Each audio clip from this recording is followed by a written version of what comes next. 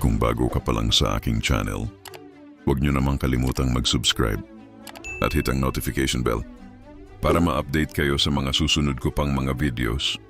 Salamat! Narito ang 10 pinakamahal na gintong barya sa buong mundo. Sa mundo. Ika-10 sa listahan. 1907 St. Gaudens $20 Gold Double Eagle.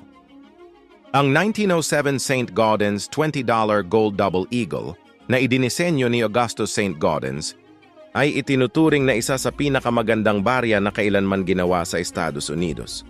Ito ay bahagi ng isang matapang na inisyatiba upang itaas ang disenyo ng barya ng Amerika noong unang bahagi ng ika-20 siglo.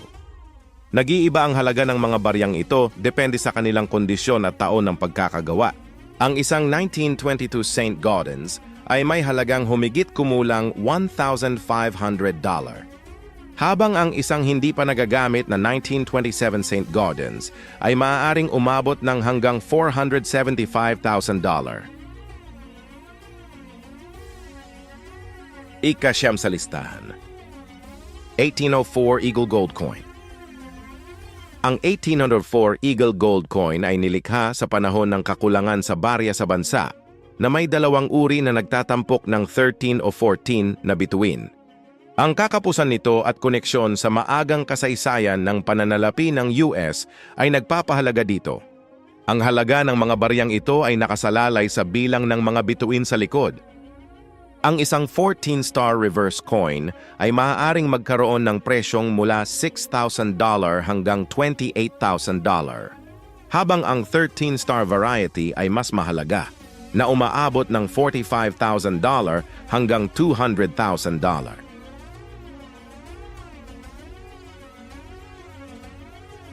Ika-8 sa listahan. 1343 Edward III Florin Coin. Ang 1343 Edward III Florin na ginawa sa ilalim ng paghahari ni Haring Edward III ay binawi kaagad pagkatapos ilabas dahil sa mga isyu sa pagpapahalaga. 3 lamang ang alam na nakaligtas hanggang ngayon. Isang Edward III Florin ang naibenta sa auction sa humigit kumulang $600,000 noong 2006 at ang natitirang dalawa ay hawak ng British Museum. Ika-7 sa listahan. 1829 Proof Capped Bust Gold Half Eagle Coin. Ang 1829 Proof Capped Bust Gold Half Eagle na ginawa sa Philadelphia ay nagtatampok kay Lady Liberty at isang bihirang proof finish na may mas kaunti sa 10 halimbawa ang nalalaman. Ito ay namumukod tangi sa maagang coinage ng US dahil sa pambihira nitong detalye at kakapusan. Mayroong 2 uri ng barya, isa na may maliit na petsa at isa na may bahagyang mas malaking petsa. Naniniwala ang mga kolektor ng barya na mayroong humigit kumulang 10 sa mga gintong baryang ito na natitira ngayon. Ika-6 sa listahan. $1 million Canadian Gold Maple Leaf. Ang 2007 $1 million Canadian Gold Maple Leaf na tumitimbang ng 100 kilo at gawa sa 99.9% purong ginto, kabilang sa pinakapuro at pinakamalaking gintong barya na kailanman nilikha. Sa 6 lamang na nagawa at isa na sikat na ninakaw mula sa Bode Museum sa Germany noong 2017, ito ay isang alamat sa mga kolektor. Ika-5 sa listahan. Umayyad Gold Dinar Coin. Ang 723 Umayyad Gold Dinar na ginawa sa panahon ng paghahari ni Caliph Yazid II. Tumutukoy sa isang minahan ng ginto na pag-aari mismo ng Caliph.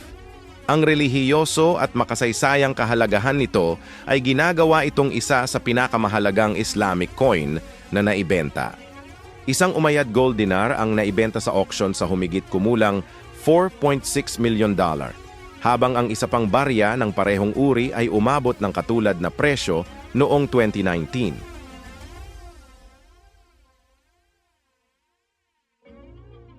Ika-4 sa listahan. 1913 Liberty Head v. Nickel.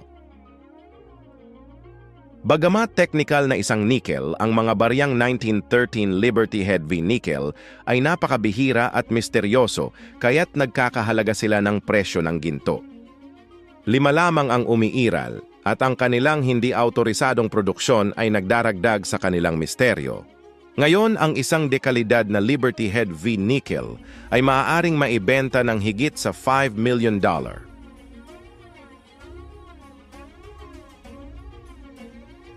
Ikatlo sa listahan, 1787 Brasher Doubloon. Ang 1787 Brasher Doubloon na gawa ng kamay ng goldsmith na si Ephraim Brasher ay isa sa mga pinakaunang halimbawa ng numismatics ng Amerika bago ang US Mint. Ang barya ay may face value na $16 at naglalaman ng 26.6 gramo ng 22 karat na ginto. Noong 2021, naibenta ng Heritage Auctions ang isang Brasher Doubloon sa halagang $9.36 million. Ikadalawa sa listahan, 1933 St. Gaudens $20 Gold Double Eagle.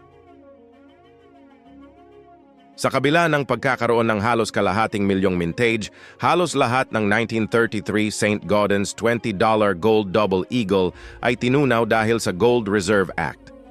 Kasalukuyan, 10 ang hawak sa US Fort Knox Bullion Depository at ang US National Numismatic Collection ay may hawak ng 2 pa.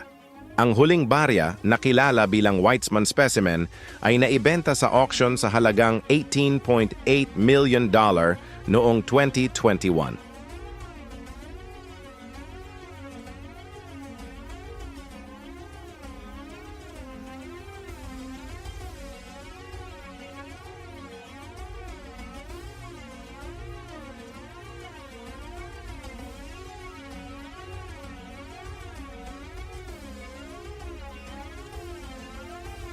Una sa listahan,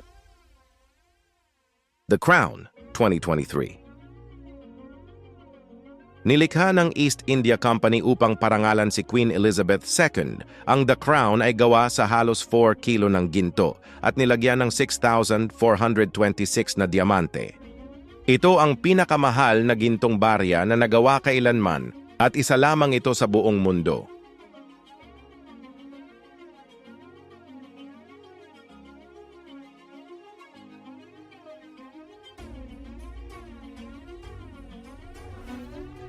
Paano ba yan? Hanggang dito na lang tayo. Sana meron kayong napulot na kaunting kaalaman sa video na to. Maraming salamat sa inyong panonood at pakikinig. Paalam.